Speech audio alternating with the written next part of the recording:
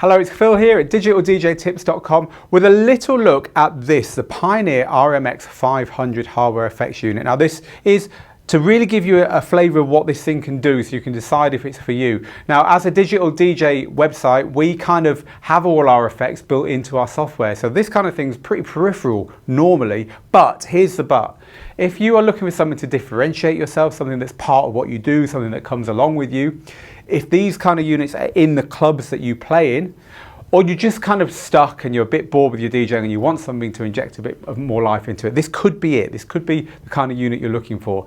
And so for those reasons, I'm going to give you a very quick talk through of how it works first, because you might not be too sure how this is all plugged in and how it works, what it does.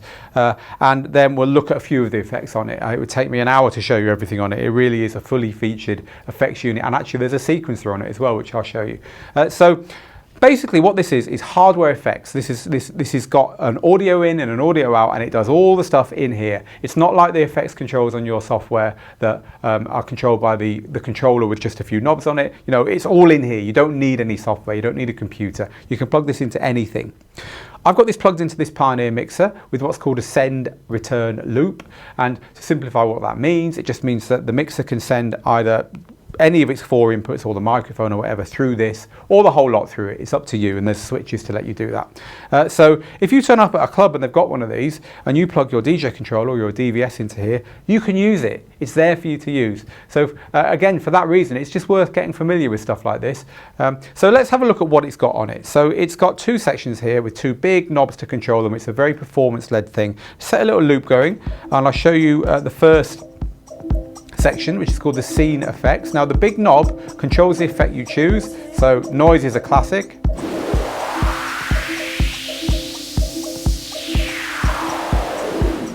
There's other effects like echo. The ones at the top are kind of designed to add something on this section to the music, and the ones at the bottom to take stuff away. So for instance, at the bottom we've got, here's one that takes stuff away. You can hear it's kind of just taking stuff out of the mix. That could be going into a breakdown, for instance.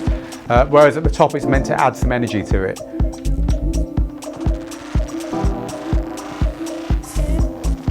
And by pressing the button down, you just get a bit more of something that adds an extra element like this.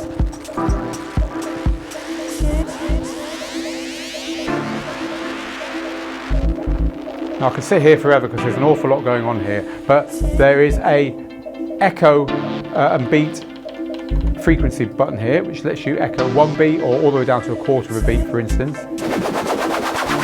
And by pressing down on the button, as I said, you get a little bit of extra.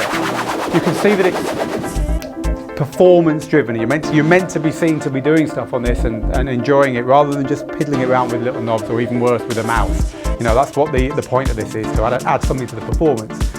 So another thing they've done to add something to the performance is what's called release effects. And the release effects section lets you get out of something you're doing by pressing a button and adding a vinyl break, an echo, or a backspin. So let's have a little look at that. I'll set it to echo, and we'll do that noise thing again, but this time I'll press the release effect to get out of it. So I'll do that again.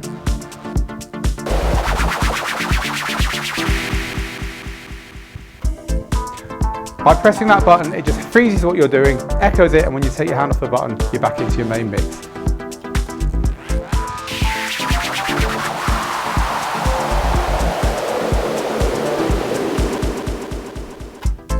I really like that because they've thought about how you're going to get out of large init on the decks, basically, and that is your get out of large init button, to put it in a technical way. And there's other things you can do here, like backspin. Backspin's quite a nice one. So I'm affecting. And there's also a vinyl break effect. So again, I just want to stop this. It's there for you to move out of it and back into the song. Okay, that's that section. This section here is called the rhythm effects section.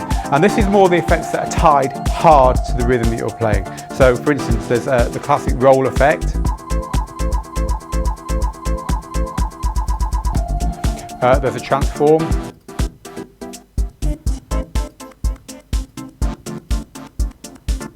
And there's various other stuff as well here. The reverse delay I quite like. And again, by pressing the button down, you can affect it more. And one called offset. And at the bottom on this section is a sequencer. Now it's got kick, snare, clap, hi-hat and cymbal on it. You can either just drop a drum in and push it over the top of what's going on. So for instance, I could select kick drum, and by turning the knob, it'll add kick drums to the mix. And the more you turn the knob, the higher the frequency, but it's all tied to the beat. And it's also got snare for those very late 80s kind of builds.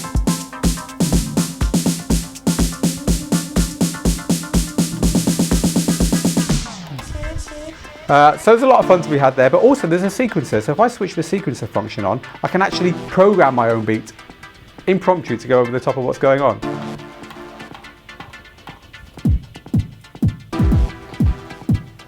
Not particularly in time there, I have to say. Add a snare.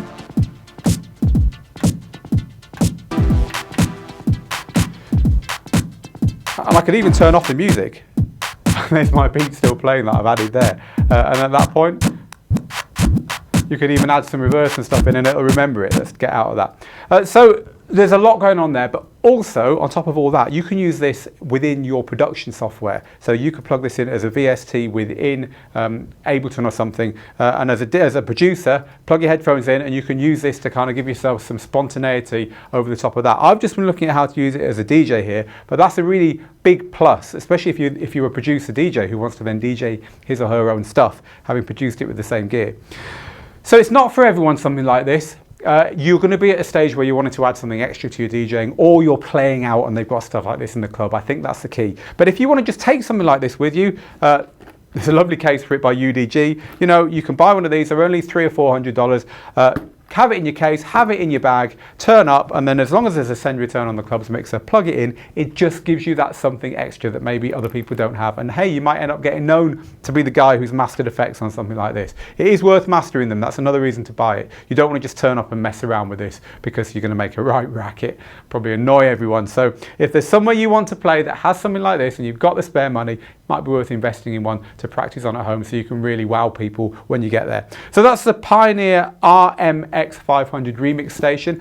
I actually prefer it to the RMX-1000, which was the one that came before it, because it's a little bit simpler and it's a little bit more performance led. So I think you're going to end up using it more, frankly, than the slightly overcomplicated, for me, RMX 1000. So the RMX 500 from Pioneer, I hope you've enjoyed this short overview of it, and if you have, please subscribe to the channel. There's a lot more like it. And if you've enjoyed digital DJ tips in general of late and you're not a member, then come and join. It's absolutely free and there's a link below this video. Thanks for watching, and as always, I will see you next time.